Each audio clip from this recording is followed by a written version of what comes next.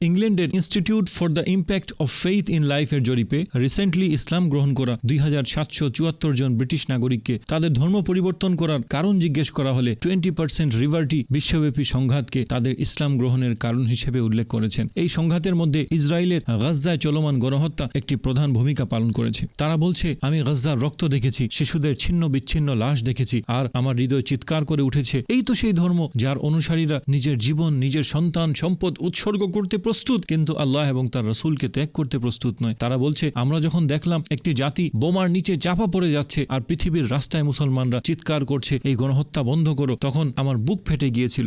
আমি বুঝেছি এই উম্মতের শিরায় এখনো নবী প্রেমের রক্ত বইছে, এই উম্মত এখনো ফিলিস্তিনের শিশুদের জন্য কাঁদে। তাই আমি এসেছি, আমি কাঁপায় গলায় লা ইলাহা ইল্লাল্লাহু মুহাম্মাদুর রাসূলুল্লাহ পড়ছি। যুদ্ধ, অবিচার আর মানসিক অস্থিরতার এই যুগে মানুষ শান্তি, উদ্দেশ্য আর ন্যায় খুঁজতে ইসলামের ছায়াতলে যাচ্ছে। প্রতিটি শাহাদাতই একটি অশ্রুসিক্ত গল্প। লন্ডনের সেই তরুণী যে মাসের পর মাস গাজার ছবি দেখে রাতে ঘুমাতে পারেনি, অবশেষে কাঁদতে কাঁদতে সে মসজিদে ঢুকেছিল এবং ইমামকে বলছে, আমার হৃদয় আর সহ্য করতে পারছে না, আমাকে ইসলাম নামক শান্তি দিন। ম্যানচেস্টারের সেই সাবেক সৈনিক যে মিডল ইস্টে অসংখ্য অসহায় মানুষদের রক্ত দেখেছে এবং এই রক্তগুলো তাকে তাড়া করে বেড়ায়, সে আজ সিজদায় কাঁদতে কাঁদতে বলে, আমি যে পাপ করেছি তার জন্য ক্ষমা চাই, আল্লাহ তুমি আমাকে ক্ষমা করে দাও। লন্ডনের লুইসাম মসজিদের ইমাম কাপা কাপা গলায় 5 পিলার্সকে বলেছেন, আগে সপ্তাহে 2-3 জন মুসলমান হতো, কিন্তু এখন প্রতিদিন অসংখ্য মানুষ মুসলমান হচ্ছে এবং এদের অধিকাংশই সাদা চামড়ার ব্রিটিশ নাগরিক। ভাবুন তো একবার, যে দেশে মসজিদে তালা লাগানোর কথা হতো, সেই দেশের রাস্তায় আজ সাদা চামড়ার যুবক যুবতী কাঁদতে কাঁদতে দাঁড়িয়ে বলছে, আশহাদু আন লা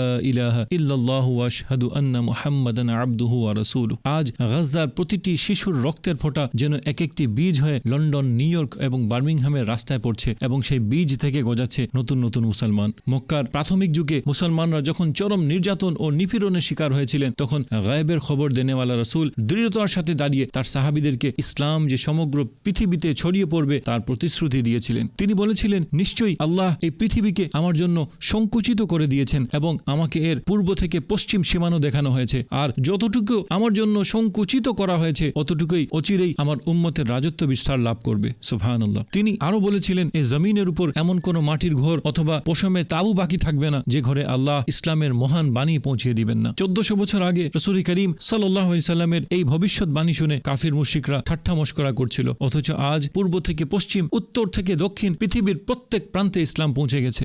যখন এই ভবিষ্যৎবাণীগুলো করা হয়েছিল, সে সময় ইসলামের অস্তিত্ব টিকে থাকবে এমন ভাবাটাও অধিকাংশের কাছে ছিল অবাস্তব কল্পনা। অথচ আজ আমরা প্রতিটি জনবস্তিপূর্ণ মহাদেশে, এমনকি আলাস্কা এবং হাওয়াইয়ের মতো দুর্গম স্থানে মসজিদ দেখতে পাই। লক্ষ লক্ষ মুসলমান এখন এমন অঞ্চলে বসবাস করছে যেগুলো ওই ভবিষ্যৎবাণীগুলোর সময় অজানা ছিল, যেমন আমেরিকা এবং অস্ট্রেলিয়া। গাজ্জার রক্ত বৃথা যায়নি, প্রতিটি শহীদের হাসি আজ পশ্চিমের আকাশে তারা হয়ে জ্বলছে, আর সেই আলোয় ঈমান খুঁজে পাচ্ছে হাজারো পথ হারানো আত্মা।